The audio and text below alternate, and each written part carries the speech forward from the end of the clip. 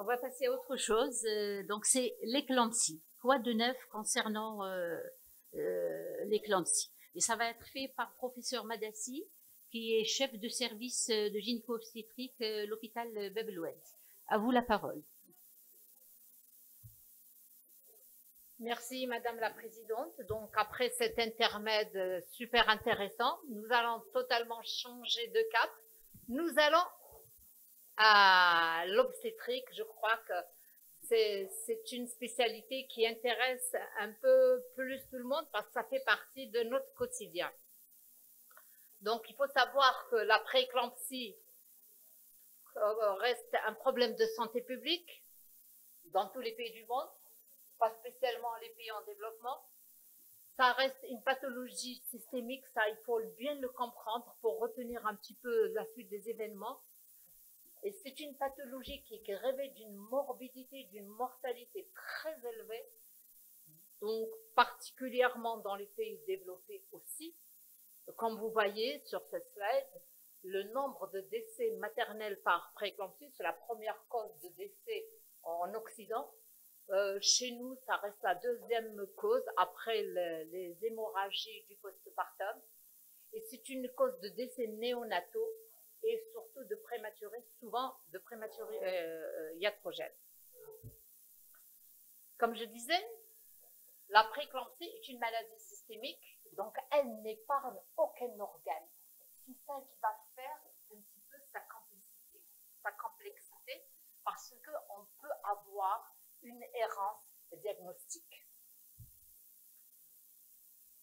Et cette prééclampsie donc ne va pas se limiter juste au moment de la grossesse. On a vu qu'il y a beaucoup de morbidité, comme on a constaté, mais peut avoir aussi des conséquences à long terme. Et ces conséquences à long terme, elles ne sont pas négligeables. Ce sont surtout les maladies cardiovasculaires, les affections rénales et les accidents vasculaires cérébraux. Ah, merci. Et les accidents donc vasculaires cérébraux, donc ils peuvent survenir aussi bien chez la maman, même chez l'enfant à naître. Donc pour dire que c'est une pathologie quand même assez redoutable. Comme je le disais, la problématique de la prééclampsie, c'est quoi? Elle a un polymorphisme clinique parce qu'elle a une physiopathologie un peu particulière. Il y a énormément de formes atypiques qui peuvent nous faire passer à côté du diagnostic. Et donc, c'est là qu'il va falloir être sensible à ces formes atypiques et les diagnostiquer pour ne pas tomber justement dans le retard diagnostique qui peut être fatal pour la maman et pour son enfant. Vous savez tous, la physiopathologie n'a pas vraiment changé. On sait qu'il y a une défaillance d'invasion trophoblastique des artères spiralées. Et donc, ceci va entraîner, parce que la grossesse, c'est quoi? C'est un terrain de vasodilatation. Donc, on va lutter contre la vasoconstriction. Donc, il y aura un remodelage vasculaire grâce à cette invasion trophoblastique des artères spiralées. Dans la prééclampsie, justement, il n'y a pas cette invasion trophoblastique, donc il n'y aura pas de vasodilatation, donc il y aura une mauvaise irrigation du placenta. Qui dit mauvaise irrigation du placenta, il y aura une ischémie placentaire. Et donc, cette ischémie placentaire va être à l'origine d'un dysfonctionnement endothélial maternel. Donc, c'est clair, ce qu'on savait jusqu'à un passé récent, c'est exactement donc ce défaut de remodelage, l'hypoperfusion, dysfonctionnement donc du placenta qui va induire des passages de substances qui vont aller dans la circulation maternelle, qui va générer toutes les complications et toutes les atteintes des organes qu'on avait cités auparavant, et la grossesse n'est pas épargnée. Donc il y a aussi bien un passage vers la maman et un passage vers l'enfant qui va être à l'origine des complications. Le nouveau concept, c'est quoi? Justement, Donc, le principe de base n'a pas trop changé. Mais ce qu'on a mis en exergue, donc depuis peu, maintenant que c'est validé pratiquement depuis 2017, c'est justement, on a mis en exergue qu'il y a un déséquilibre dans l'angiogénèse. Donc, il y a un déséquilibre entre les facteurs angiogéniques et anti-angiogéniques. Et là, on a pu identifier,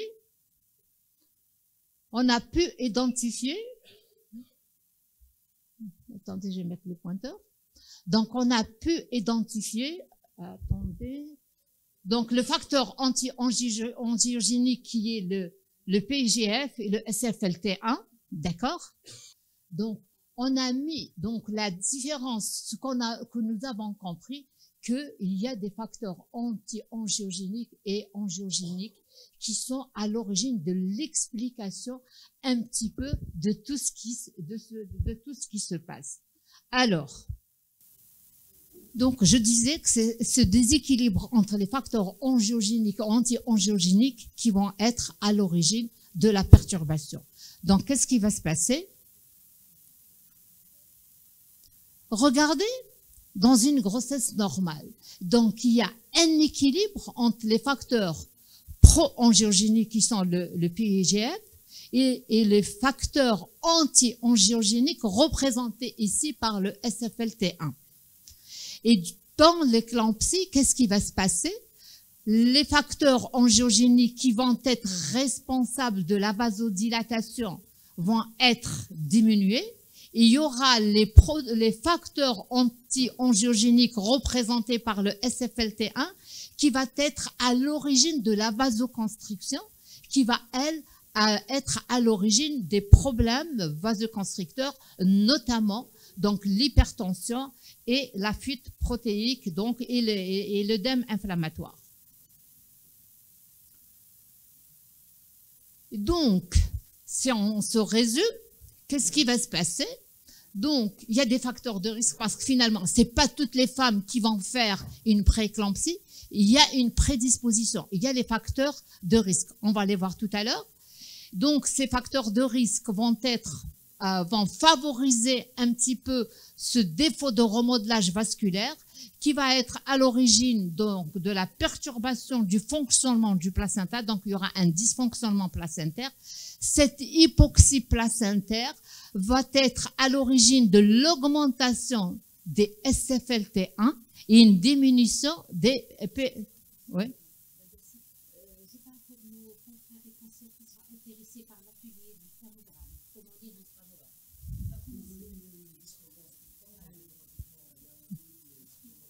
Il n'y a pas de souci, allez.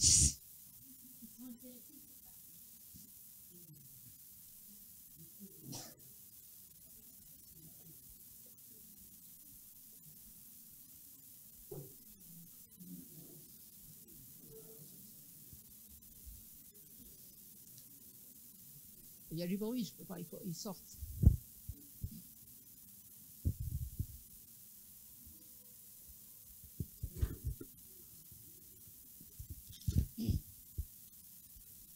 Je crois que c'est bon, on peut reprendre? Parfait. Donc, voilà, je me répète, mais c'est juste un petit peu pour comprendre exactement ce qui va suivre. Donc, si on comprend la physiopathe, on comprendra par la suite ce qui va arriver. Et donc, tout ça, je ne fais que me répéter. Alors, donc, à partir de cette théorie du déséquilibre angiogénique, nous avons les nouvelles définitions de la prééclampsie.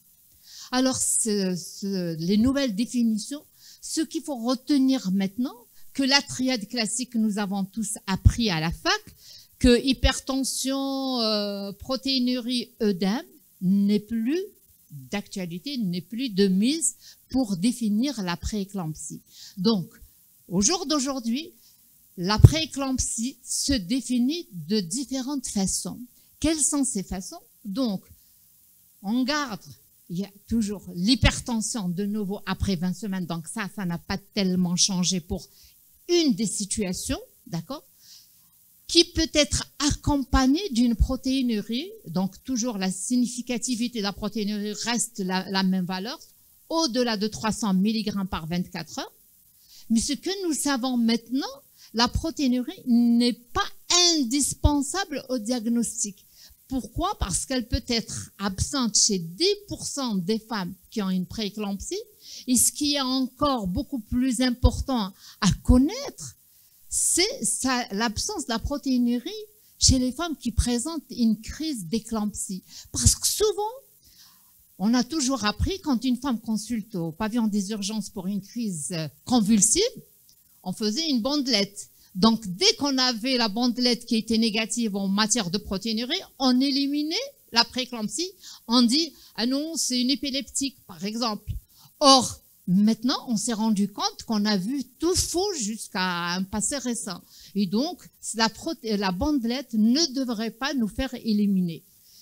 Aussi, si on ne trouve pas le chiffre tensionnel élevé, on ne va pas éliminer d'emblée une prééclampsie. Il faut savoir que la variation, donc nous, dans le suivi de la grossesse, qu'est-ce qu'on fait? À chaque consultation, on devrait prendre la pression artérielle. C'est un élément fondamental dans la surveillance et le dépistage d'une prééclampsie. Et donc, la variation de 30 mm de mercure par rapport à un examen précédent pour la systolique, une variation de 15 mm par rapport à de diastolique par rapport à un examen antérieur, peut nous ameuter, nous dire attention, cette femme est en train de faire une prééclampsie. On ne va pas lui dire madame, vous faites une prééclampsie. Nous devons quand même compléter notre démarche diagnostique. Mais c'est juste, nous devrons être attentifs à cette variation de chiffres tensionnels. Quand bien même les chiffres tensionnels sont en dessous de 140-90, classiquement retenus comme le cut-off de définition de l'hypertension. Et la deuxième nouveauté, si je veux dire les choses ainsi, que l'œdème ne fait plus partie des critères diagnostiques parce que on sait que pratiquement 60% des grossesses normales peuvent s'accompagner d'œdème, notamment, par exemple, particulièrement la grossesse gémellaire. La deuxième définition de l'hypertension, donc de la prééclampsie, c'est l'hypertension artérielle gravidique associée à une dysfonction d'organes. Rappelez-vous la physiopathe, on a dit qu'il y a un passage systémique des facteurs qui vont promouvoir, notamment, il y a le stress oxydatif, il y a le monoxyde d'azote qui est abaissé, il y a les débris syncytiaux qui passent. Donc, tout ça sont à l'origine de la maladie endothéliale, donc qui va entraîner des altérations des différents organes que nous avons vus, le poumon, le rein, le cœur, le cerveau et ainsi de suite. Et donc, cette prééclampsie peut s'accompagner d'une hypertension qu'on va classer gravidique, mais il y a un dysfonctionnement d'organes.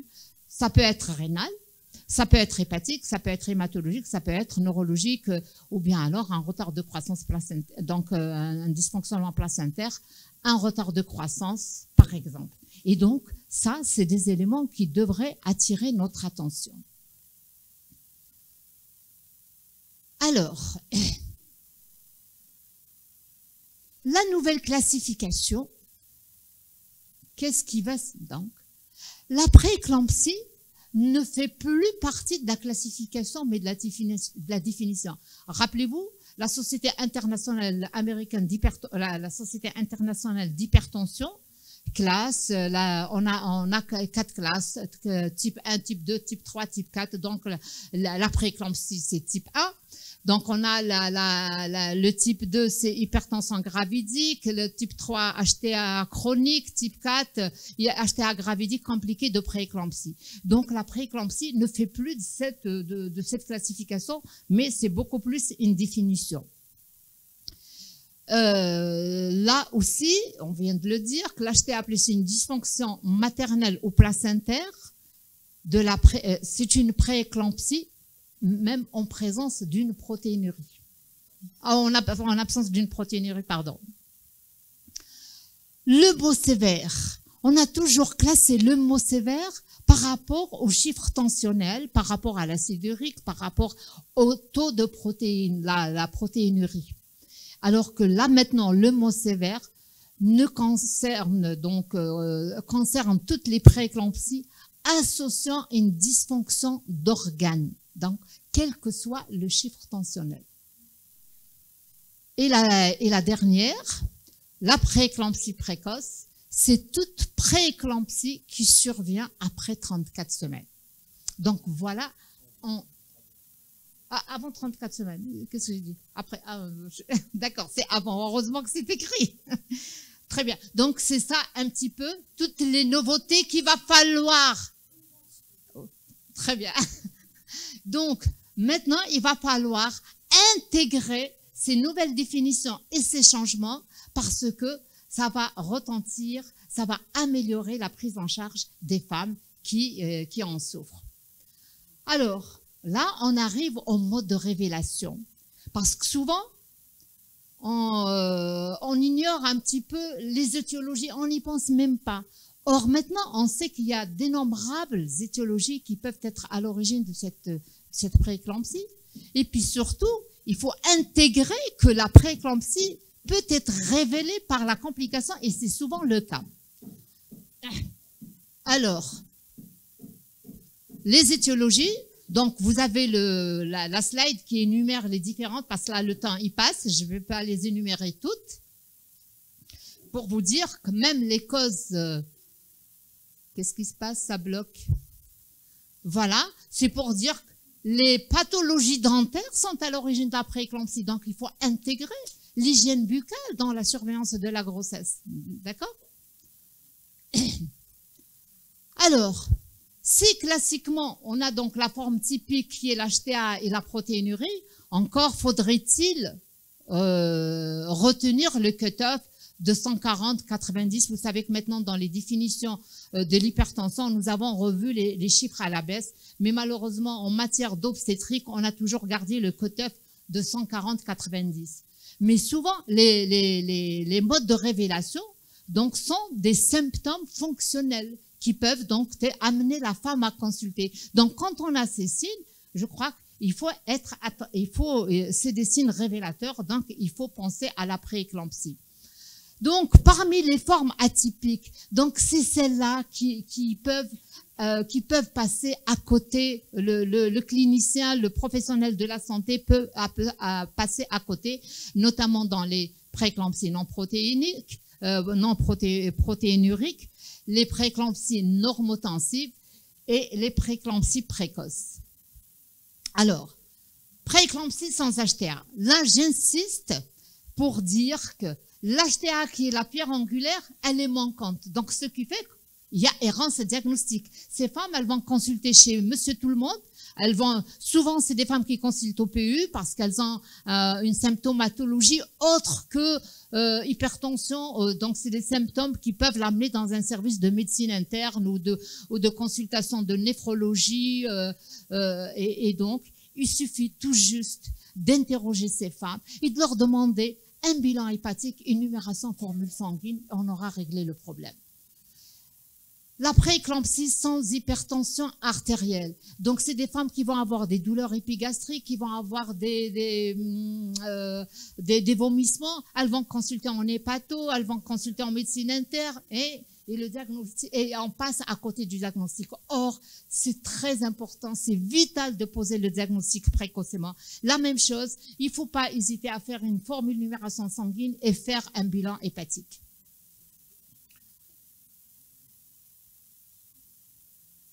Ah là, ça passe pas, hein. Donc je perds du temps un peu. Alors le dépistage, il y a des outils de dépistage, les outils de dépistage sont nombreux. Il faut rechercher les facteurs de risque, il faut faire la pression artérielle moyenne, c'est clair, le Doppler des artères utérines, et puis il faut intégrer cette biologie. Nous savons maintenant que c'est ce paramètre qui est à l'origine, donc il faut qu'il fasse partie des outils de dépistage. Alors, les facteurs de risque, je vous ai mis un petit peu tous les facteurs de risque selon les sociétés savantes. Pour les facteurs majeurs, sont pratiquement identiques. Les facteurs mineurs, les facteurs, on va dire les risques intermédiaires, ils changent un petit peu d'une société à une autre.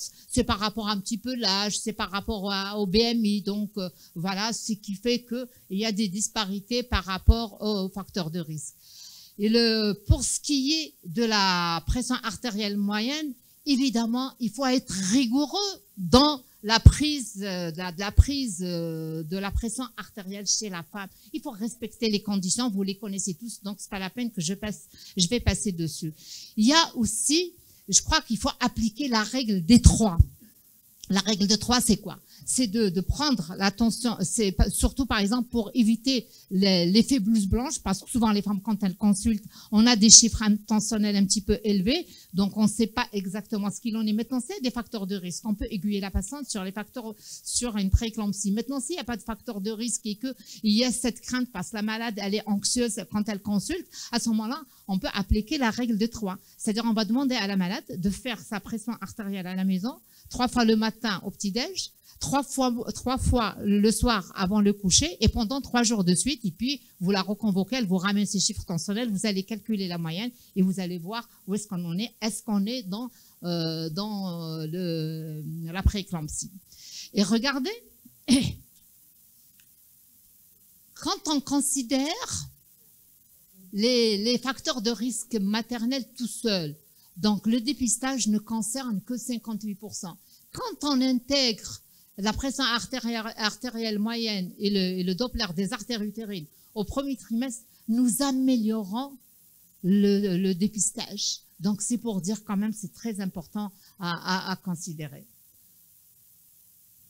Alors, le Doppler des artères utérines au 3e trimestre, ça n'a rien, il n'améliore en aucun cas le diagnostic, d'accord?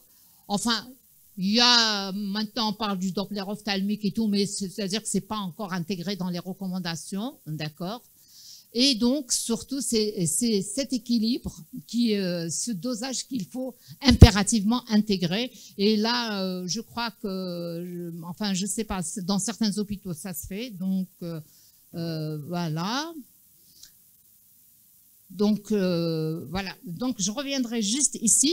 Donc, initialement, le dosage de la biologie, donc le SFLT1 et le PIGF, ils étaient, donc on l'a intégré uniquement dans le dépistage. Et actuellement, il fait partie de la surveillance tout au long de la grossesse, soit dans le diagnostic de certitude, soit même un marqueur de gravité. D'accord? Donc c'est pour dire qu'il a un rôle capital. Comme on voit ici, dans cette étude, que le diagnostic précis de la prééclampsie est donné justement par ce dosage biologique. Quand vous voyez ici, regardez, c'est une augmentation significative par rapport aux autres types d'hypertension. Donc c'est réellement un élément de diagnostic. Les valeurs. Là, il y a un large éventail, donc entre la normale et pathologique, donc il y a quand même un intervalle très important, mais de toute manière, c'est à ce moment-là qu'on s'est dit, il vaut mieux faire 2 valeurs et chercher la variabilité qui va nous conduire au diagnostic. Donc là, alors, les algorithmes diagnostiques, évidemment, il faut rechercher les facteurs de risque.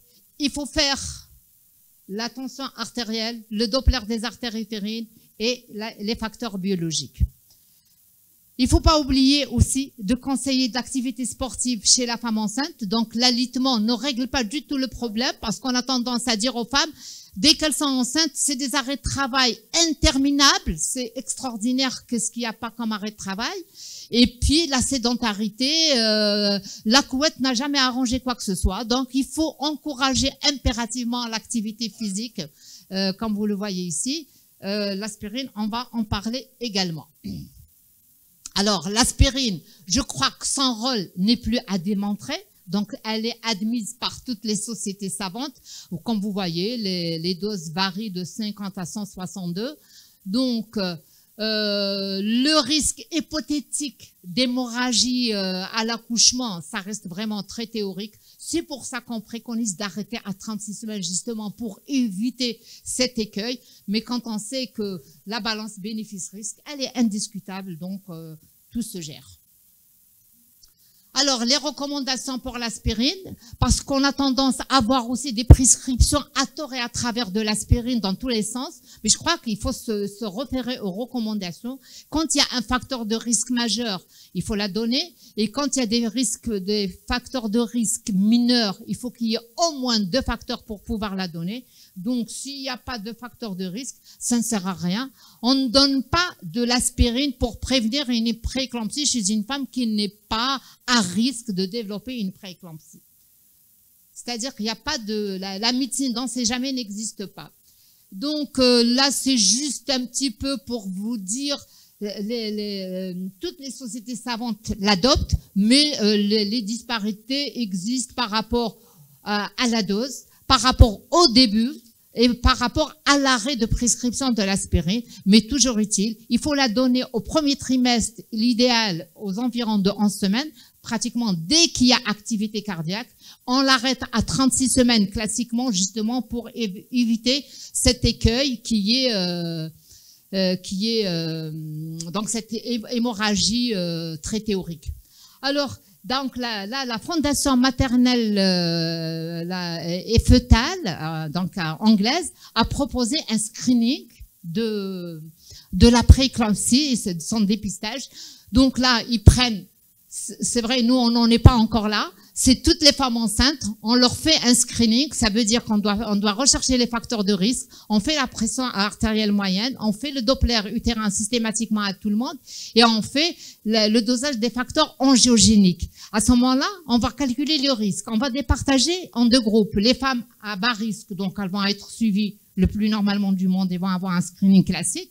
Et les femmes qui sont à haut risque, ces femmes-là doivent être réévaluées au 2e trimestre, aux alentours de 20 semaines. Donc là, à ce moment-là, nous allons faire on va faire l'évaluation des 4 critères. Et là, on va rajouter le SFLT1 par rapport au premier trimestre. Et donc là, également, on va évaluer le risque. Si maintenant elle est à bas risque, ça veut dire qu'on va avoir un suivi correct. Si elle est à haut risque, à ce moment-là, on va la screener encore, on va la surveiller de façon très, très étroite. Et s'il y a lieu de faire une interruption de grossesse, eh ben, ma foi, il faut y aller. Alors, je termine par un message et j'espère qu'il sera pris en charge. Alors, donc, il va falloir intégrer les nouvelles définitions et les nouveaux concepts de la physiopathe. Il faut connaître le rôle des facteurs angiogéniques joue un rôle fondamental dans la physiopathologie de la prééclampsie. La triade classique n'est plus de mise, elle est remplacée par une HTA gravidique avec une dysfonction d'organes. J'insiste sur celle-ci, c'est parce que c'est celle-là qui entraîne une errance diagnostique, parce que quand il y a l'hypertension, le problème ne se pose pas.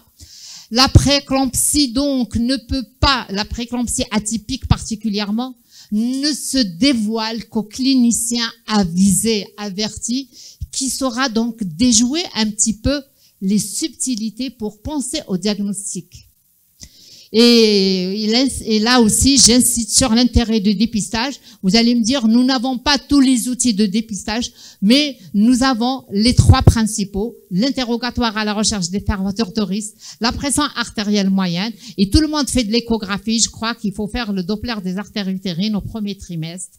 Et puis la prise en charge ne pourra être qu'efficace quand on a ciblé notre population et on va éviter toutes les complications qu'on avait citées dans l'introduction, et je vous remercie.